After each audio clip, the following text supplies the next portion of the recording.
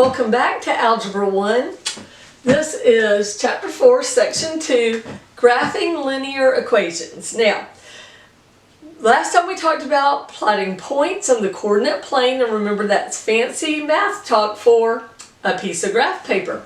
And remember, you're going to make pretty graphs on graph paper. I do messy ones on the board. When I taught public school, back in the dark ages when we didn't use whiteboards, we had chalkboards. I had this thing where you could put a bunch of chalk in and go, and it made graph paper on your board. I don't have that anymore, but it'd be cool, wouldn't it? All right, so you can graph equations. What you have to be able to graph it is it needs an x and a y and an equals. Okay, so this is one right here. It's got an x, a y, and an equals, and I graph this line. Now, in reality, you would use a ruler and do it really straight, because mine's kind of doing this, but, you know, you'll do it better than that, but they'll work for this, for you to understand. So these things, and when you graph them, they're lines, they're straight lines that are supposed to be straight. And I know that because neither of these have any exponents or anything weird. They're just a regular x and a y. And so it makes lines, and that's why they're called linear equations. I really should have at least used a ruler and made that straight. But if I got rid of that part, at least it'd look better, right? Okay, there, improved. All right, so the very first example in the book is it says how to see if a point is on the line or not. And then it goes and teaches you how to graph. I kind of like to do how to graph first, but we'll do it their way. Let's be flexible.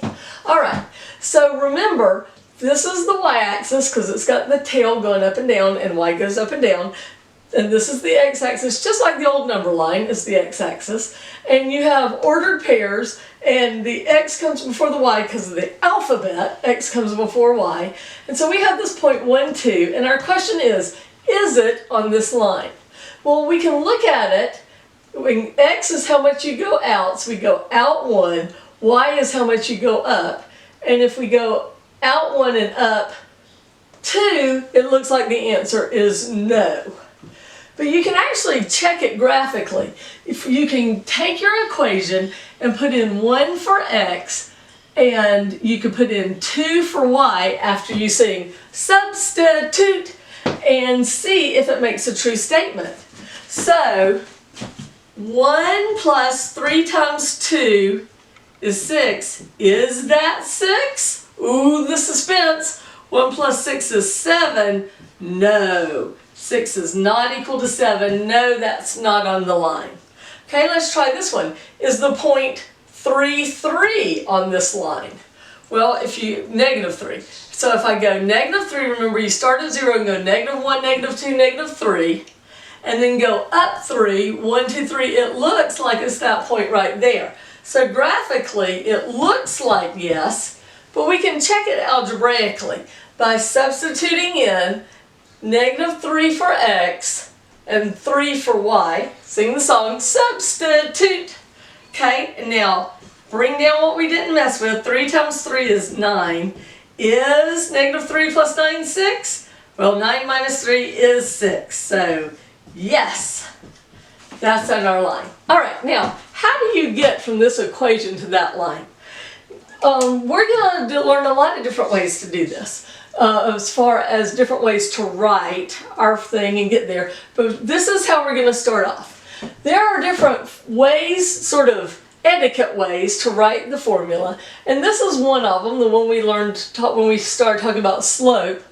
This is called slope-intercept, and it's called y equals mx plus b. And all that means is we want y by itself on one side of the equals, then whatever has the x, and then the bare number, the b. All right? So why is it not like that? Because that 2 right there is on the wrong side, so we need to move it. How do we move things in Algebra 1?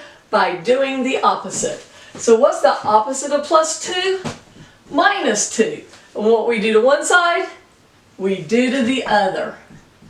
We cross those out, and we get y equals, we write the x's first, 3x minus 2. Okay, so that's our equation. It's kind of getting down in our graph, but I think it'll be okay. Now we make this thing that I call the if-then chart, or the XY chart. But we're going to figure out points based on this. What we do is we pick any number we want in the whole universe to be X, and then figure out what Y would be if X was that number. Well, the easiest one to pick is 0. And I'm lazy, so we pick 0 first. So let's fill in 0 and see what it would be. 0, if we put in 0 for X, it's 0 times 3. 0 times 3 is 0. 0 minus 2 is negative 2. Now, did you see how I did that in my head? I want you to do it in your head too. So there are certain things I don't want you to do in your head. Making an if-then chart, I want you to learn how to do in your head. Let's do another one.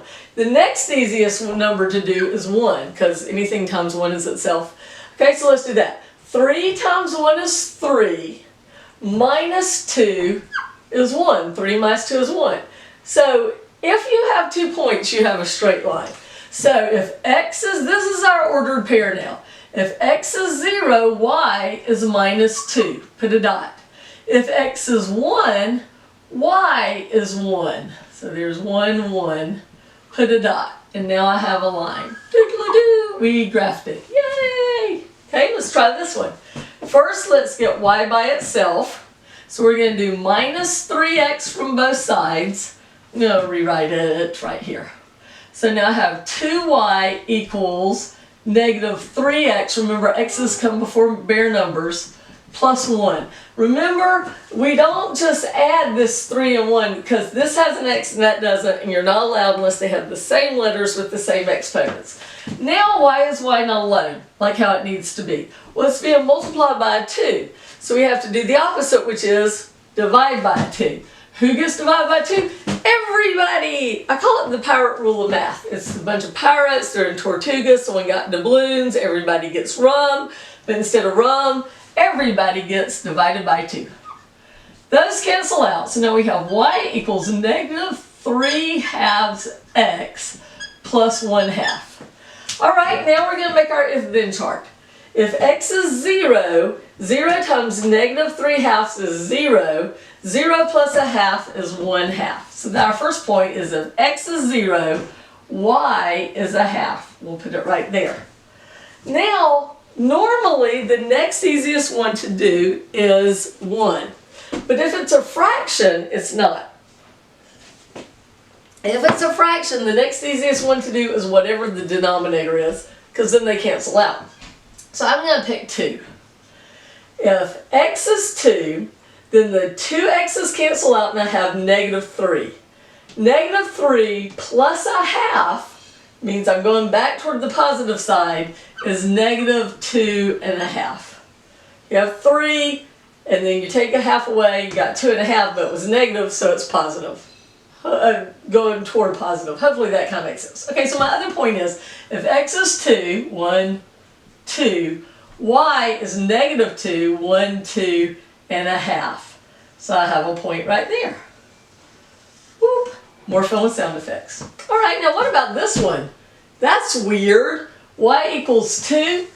I had such a hard time learning this. This is what helped me. If I say to myself, no matter what. Y equals 2, no matter what. So you go to the y axis and you put a dot at 2. Now the y-axis goes up and down, but y equals 2 goes the other way because y equals 2 no matter what. X could go up or x could go down, but y equals 2. Same thing with x equals negative 3. You go on x, you go to negative 3 and put a dot. Then you say no matter what, y can go up or y can go down, but x equals negative 3. And that's how you do it. Read the examples in the book, practice the homework, use graph paper, text me if you got questions, alright? Math is fun.